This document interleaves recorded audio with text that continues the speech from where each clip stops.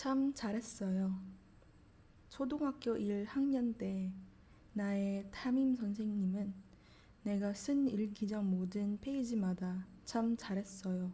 도장을 찍어주었다. 컴퓨터를 너무 오래 해서 엄마한테 혼났다는 이야기에도 참 잘했다는 도장이 찍혀 있었고 그 밑에는 언제나 짧은 몇 마디가 적혀 있었다. 예를 들면 컴퓨터 많이 하면 눈이 나빠져요. 편식을 하면 키가 안 커요. 같은 자잘한 이야기들 말이다. 하지만 애석하게도 학년이 하나 둘 올라가면서 초등학교를 졸업하고 중학생이 되고 고등학생이 되는 과정에서 참 잘했어요 라는 도장은 내 주위에 사라지게 됐다. 대신에 그렇게 하면 안 돼 라는 도장이 온몸에 찍히면서 자란 것이다. 나는 어린 마음에 생각하였다.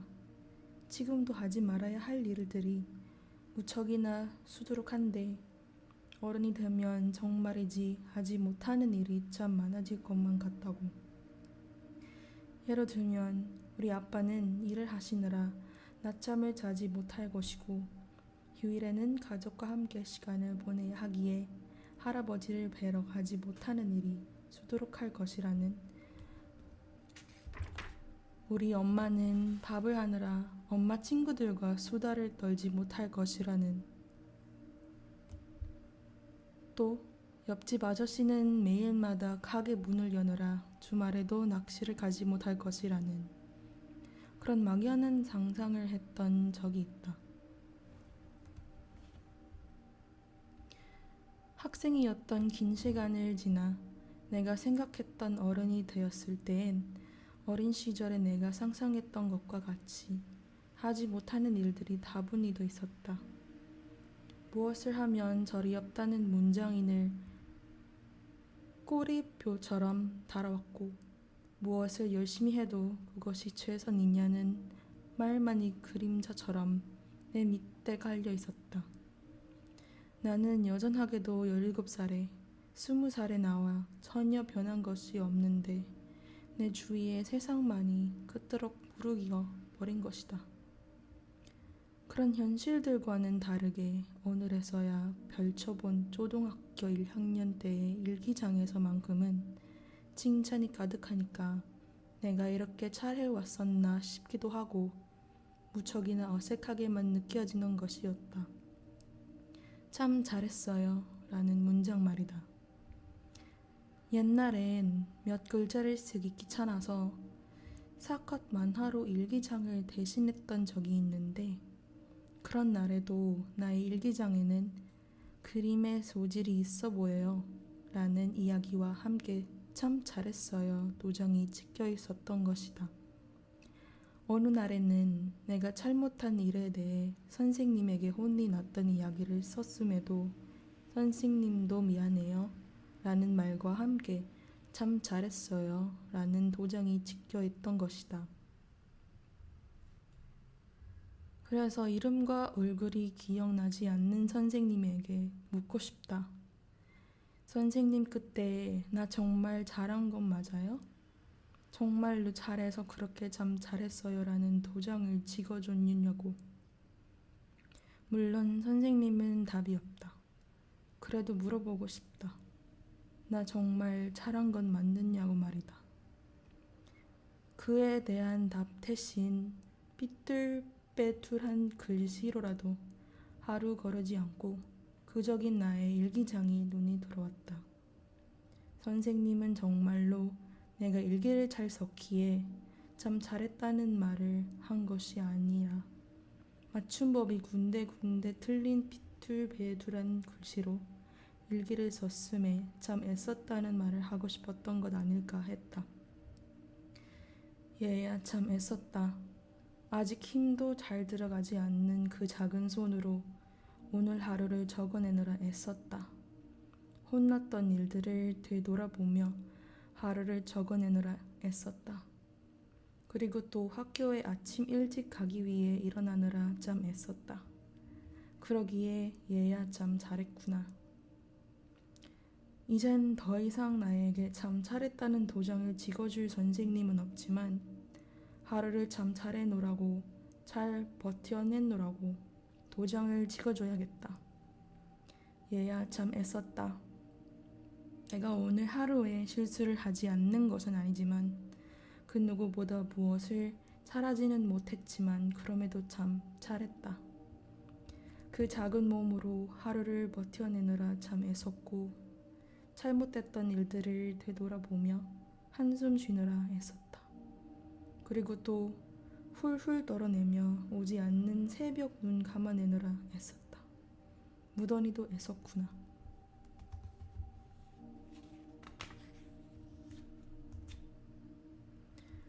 맞다. 오늘은 나에게 도장을 찍어줘야겠다. 그래서 참 잘했구나. 참 잘했구나. 그러니까 내일도 살아가자꾸나. 이렇게 말이다. 삐뚤빼뚤 하더라도 괜찮다. 누군가는 완벽하지 못하다 해서 다시 해오세요 라거나 그렇게 하면 안 돼요. 도장을 찍어주더라도 괜찮다. 나만큼은 오늘 도장을 찍어주는 것이다. 참 잘했어요. 이렇게.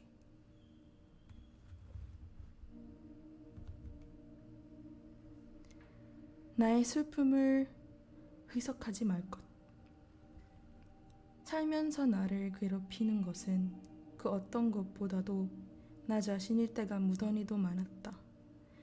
내가 겪는 힘듦이 별것 아닌 것이라는 위안을 스스로에게 건네면서 그렇게 위안답시고 스스로에게 무르지 못했기 때문에 어떤 슬픔도 아픔도 외로움도 힘듦도 누구나 겪어왔고 누구나 아픈 것 같아서 그래서 나 혼자 유난 떠는 것은 아닐까 해서 괜찮다고 누구나 그래왔듯이 나 또한 이겨내야 한다고 금방이고 일어나야 한다고 이까짓 가지고 울면 안 된다고 스스로를 위안하고자 위안에서 멀어지는 꼴이었다. 우리의 마음 하나하나에 농도 같은 것이 있다고 해도 누구의 슬픔이 더 짙다거나 누구의 아픔보다 되다거나 그런 것은 전부 소용없는 것이란 걸 뒤늦게 알게 되었다. 정확히는 뒤늦게 마음 깊이 이해했다. 애초에 그 마음을 소화시킬 수 있는 구조 자체가 각기 다르다는 사실. 그동안 내가 느낀 슬픔이 나에겐 너무 돼서 함부로 소화시킬 수 없었지만 다른 누군가는 나보다 더 된 슬픔을 소화하는 것만 같아서 그렇게 나에게 위안을 주는 척 나도 소화시킬 수 있을 거라고 하는 만큼 더 쥐어서 구역구역 오겨 넣었던 것이다. 이제야 알았다.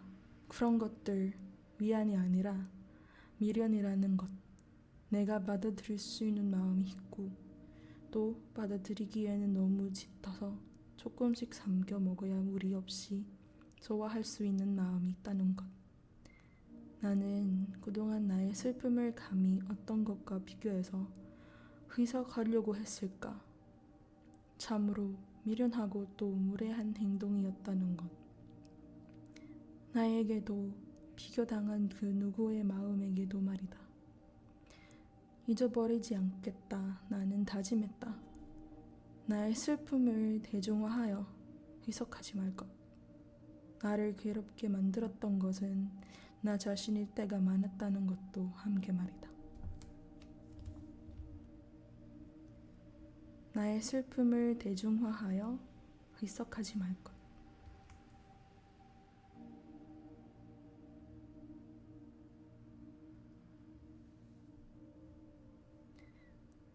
저도 괜찮다.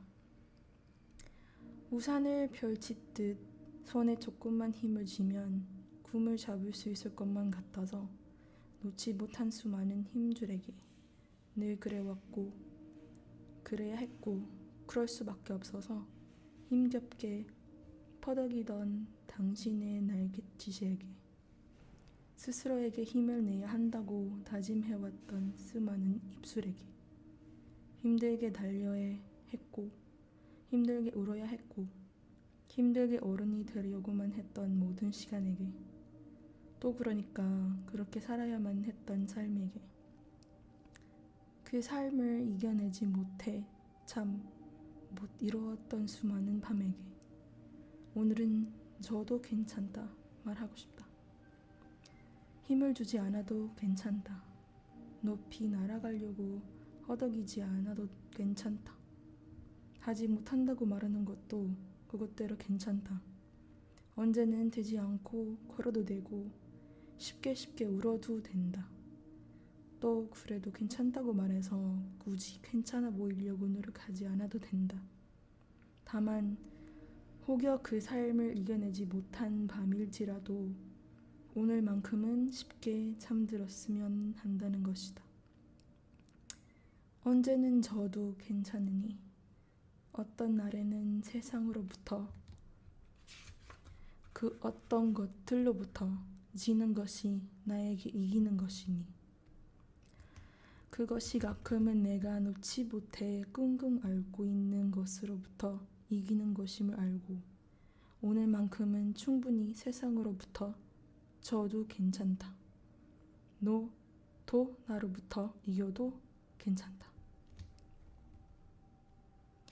어떤 날에는 세상으로부터 지는 것이 나로부터 이기는 것임을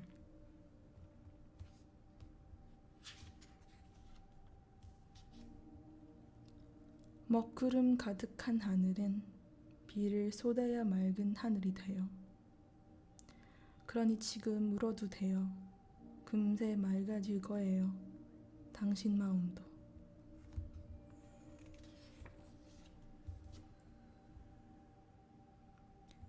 다 될 것이다.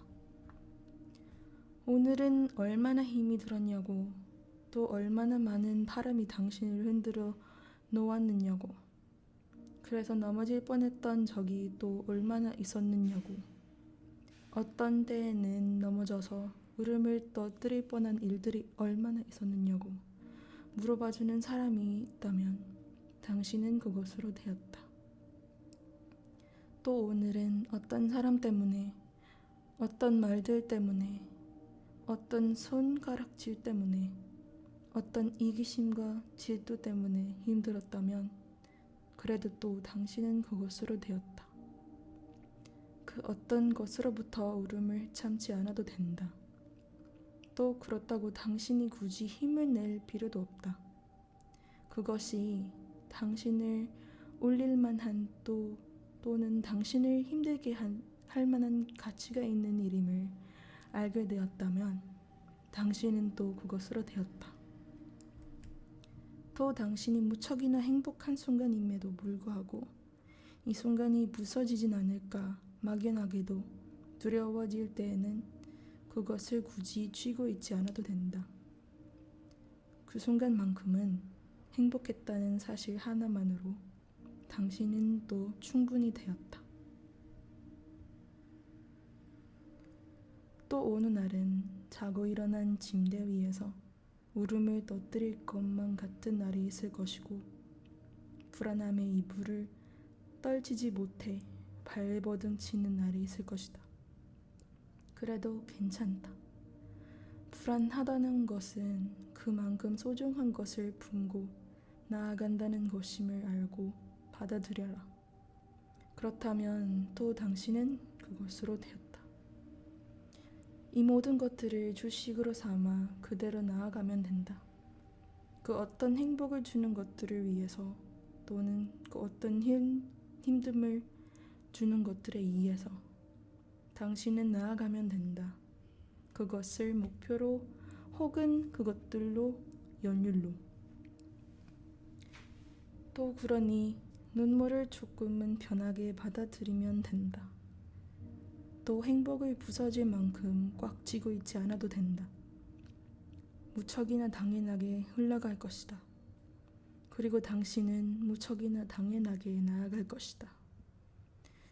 종착역이 없는 그러한 무수한 감정들에 대하여 언제나 그랬듯 앞으로도 그렇게 다 될 것이다.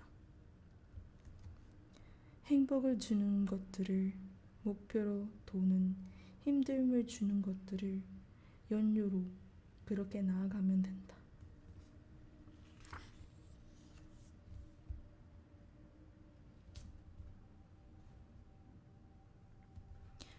좋은 사람의 기준.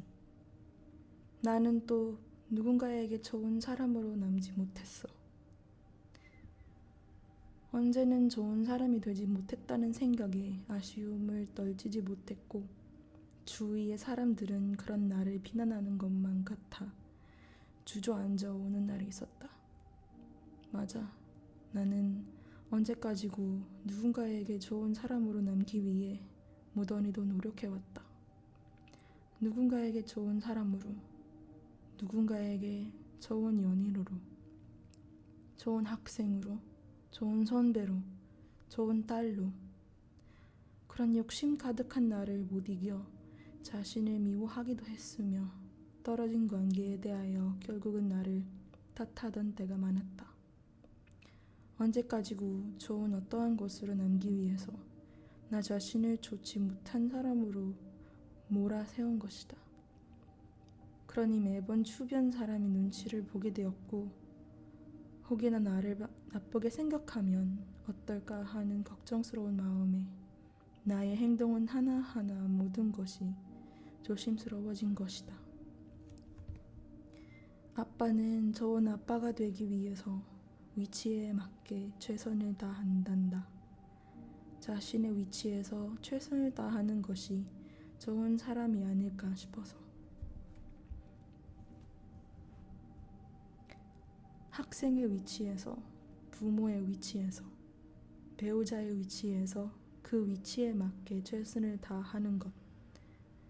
가령 나는 학교에선 학생이라는 위치에 있는 것이고, 쉬는 시간에는 또래 아이들과의 철없는 위치에 있는 것이다.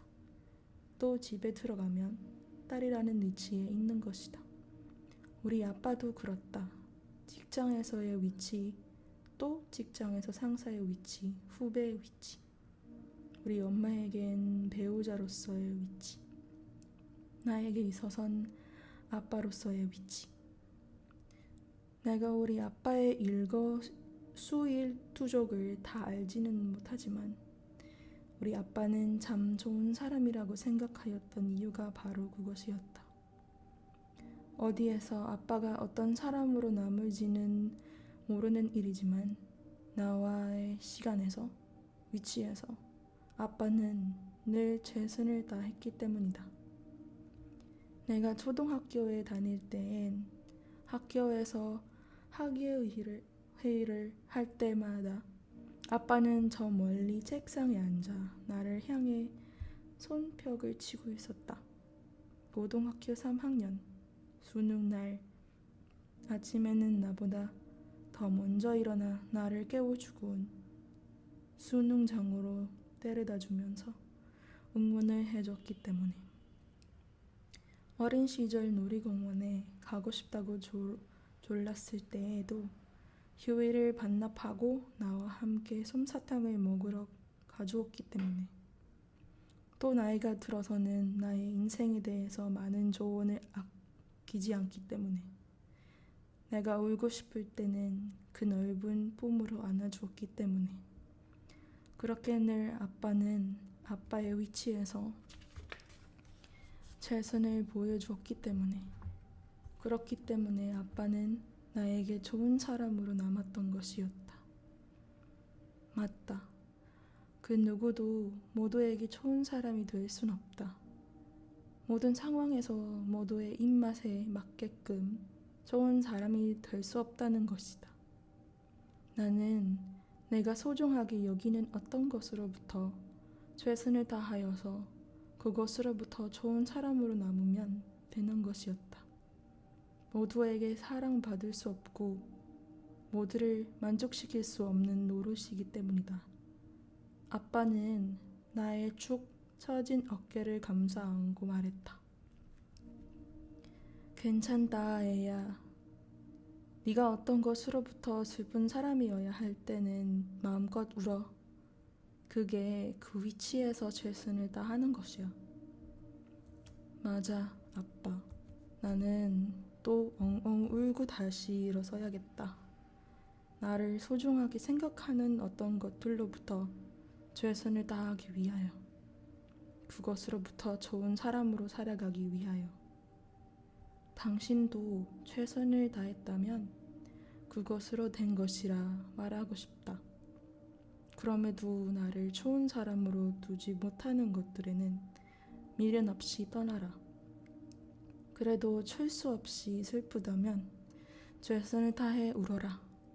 어떤 행복한 것들로부터 기쁘다면 최선을 다해 기뻐하고 또 힘들어야 한다면 최선을 다해 힘들어해라. 어떠한 위치와 상황으로부터 사람으로부터 최선을 다하라. 우리 모두 소중하게 생각하는 어떤 것으로부터 좋은 사람으로 남기 위하여, 좋은 사람이 되기 위하여.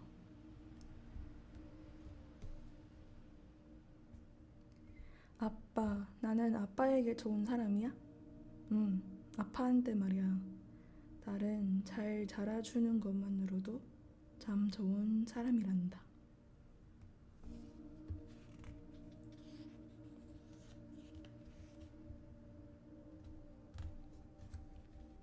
힘들어서 말고 행복해서.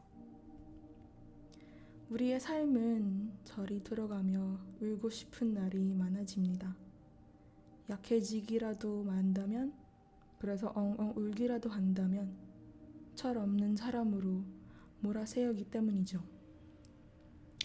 울고 싶다는 말, 사실 단어 그대로의 울고 싶다는 개념보다는 상징적인 의미일 수도 있겠습니다. 마음 놓고 아파하고 싶다는 정도의, 눈치 안 보고 한없이 약해지고 싶다는, 무언가에 기대고 싶다는. 그런데 어느 날 생각을 했습니다. 마음 놓고 울고 싶다. 슬플 때 울고 싶다. 약해지고 싶다. 이런 것들. 결국 내가 일단 아프고 슬퍼야 할 수 있는 것들 아니겠냐고. 고작 그런 울음을 바라고 살아온 건가 하면서 조금의 후회가 나를 꼭 찌릅니다. 이젠 조금 더 아파지기 싫고 조금 더 슬퍼지기 싫습니다. 아파서 울기도 싫고 슬퍼서 울기도 진절머리 날 만큼 싫습니다. 그런 거 말고 한번 행복해서 펑펑 울어보고 싶습니다. 딱히 지금 크게 슬픈 일이 있거나 아픔이 제 아물지 않는 것은 아닙니다. 딱히 무슨 일이 나를 괴롭히는 것도 아닙니다. 몸이 건조한 하루의 끝, 스탠드를 켜놓아야 잠을 잘 수 있는 나를 보며 이불 속에서 생각합니다. 진짜 힘들어서 말고 행복해서 펑펑 울어보고 싶다 하고요. 어쩌면 눈물을 감추었던 눈만큼이나 삶이 무미건조해진 탓이겠죠. 어떻게 사라지다 보니 아픈 것도 감지덕지라 느끼고 산 거 아닌지 모르겠습니다. 아프고 힘들어도 티낼 수 있는 거 고작 그거만으로도, 약해질 수 있는 거 고작 그거만으로 만족하고 산 거 아닐까 합니다. 다들 그렇게 살아가고 있으신가요? 나만 갑자기 이런 생각 든 거 아니겠죠? 나만 진부한 슬픔에 익숙해졌다고 생각한 거 아니겠죠? 우리 오늘부터 행복해서 울고 싶은 날을 바라며 살아요. 아파도 괜찮을 수 있는 날을 바라며 살지 말고, 더 이상 행복해 인색해지지 말고, 힘들어서 말고 행복해서 펑펑 울고 싶다.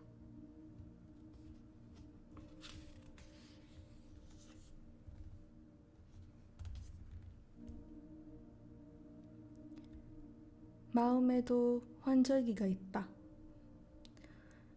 여름에서 가을로 넘어가려고 할 때, 겨울에서 봄으로 넘어가려고 할 때, 계절이 변하면서 한 계절 안에 낡은 버릇을 허물고 새로운 버릇을 입으려고 할 때에 사람은 고를 훌쩍인다.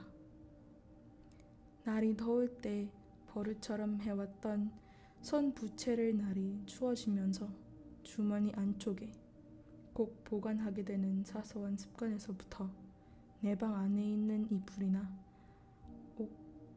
옷걸이에 걸려있는 옷의 두께까지 낡은 어떤 것들을 새롭게 변화시키려고 할 때 우리는 미열을 겪기도 하고 자꾸만 곳곳이 끈질거려서 훌쩍이는 것이다. 그것을 환절기라 부른다면 분명히 마음에도 환절기가 있다고 생각했다. 마음이 따뜻한 계절에서 차가운 계절로 넘어가려고 할 때에 혹은 차가운 계절로부터 따뜻한 계절로 넘어가려고 할 때에 언제는 버릇처럼 내했던 손깍지를 대신해서 외투 주머니 안쪽에 보관하는 일이 많아지기도 하는 것이다. 사람을 대하는 마음에 두께를 얇게 펴놓아야 하는 때가 올 수도 있는 것이고 내 마음이 보이지 않도록 돌돌 감싸서 숨겨놓는 때가 오는 것이다. 그럴 때마다 나는 지독한 미열을 겪어야만 했고 울음을 그치지 못해 훌쩍거리기 일쑤였다. 단순히 따뜻했던 마음이 차갑게 얼어버리는 것과는 다르게 언 마음이 어떠한 따뜻함에 녹아내릴 때조차 나는 그래야만 했다.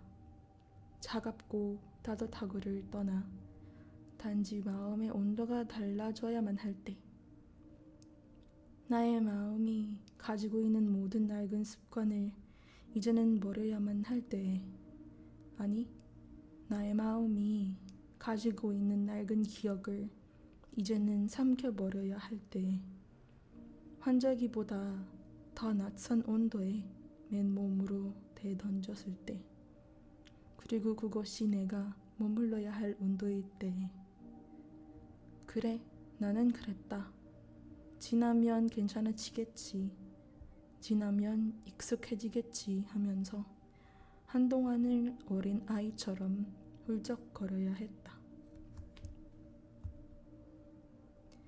나의 몸은 그대로인데 계절은 변하면서 자연스럽게 오는 미열과 같이 우리의 마음도 변화하려는 계절을 따라가지 못하여서 약간의 미열을 겪는 것이다.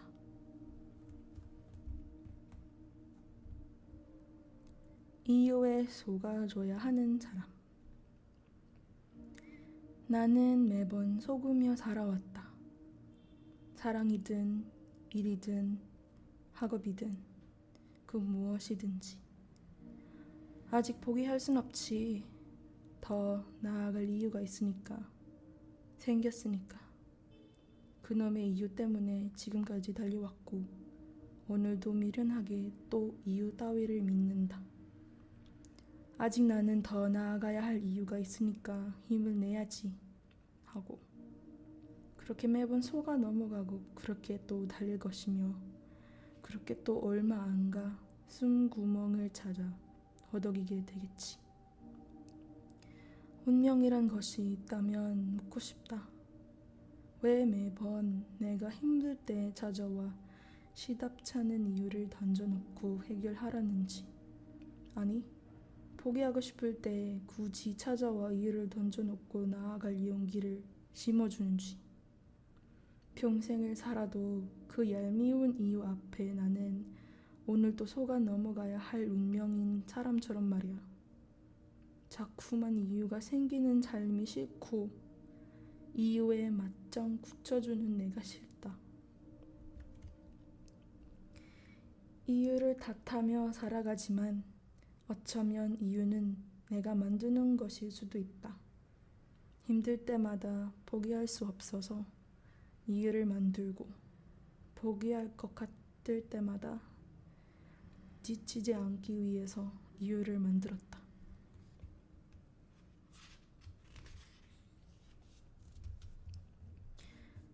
친구야, 아플 것이다. 친구야, 아프지. 다 안다. 무척이나 아플 것이야. 나도 그랬고 누구나 그랬으니까. 그 기분 잘 알고 있다. 하지만 누군 다 아픈 거니까 너에게 무작정 참으라 말하는 것은 아니다. 또 네가 누구보다는 덜 아프니까, 덜 힘드니까 너의 힘듦이 별것 아니라는 말도 아니다. 친구야, 다만 나도 아프다는 것이다. 그래서 또 살아있다는 것이다. 네가 소중하게 생각하고 있는 무언가가 멈추지 않고 흐르고 있다는 것이다. 너의 사랑에도 열정에도 삶에도 그 무엇에도 비가 흐르고 있다는 것이다. 흐르지 않음은 죽음을 뜻한다. 보아라, 흐르지 않는 물이 섞어 있지 않느냐. 우리에게 비가 흐르고 있으니 아픔을 느끼지 않느냐. 힘들다는 것이 그렇고 아프다는 것이 그렇다. 누구의 아픔이 큰가는 중요하지 않다. 다만 살아있음의 종이에 베인 작은 상처에도 불편함을 느끼는 것이다. 그래서 오늘도 그 어느 것에 그렇게 베어서 상처가 났구나. 따끔따끔한 것이 피가 고이면 딱지가 생기기도 할 것이다.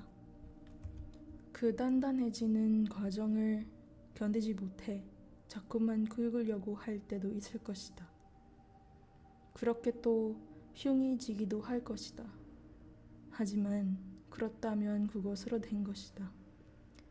네가 소중하게 생각하는 무언가가 멈추지 않았다는 것만으로 우리는 충분하지 않느냐. 괜찮다. 지금은 무척이나 아프겠지만 썩지 않고 흐르고 있다는 그 사실만으로 다 된 것이다. 친구야, 그것이 혹여 너를 아프게만 만드는 것처럼 느껴질지라도 잊지 않고 기억하는 것이다. 그 어떤 소중함이 아직은 살아있다는 사실 그 하나만으로 다 된 것이라고 말이다.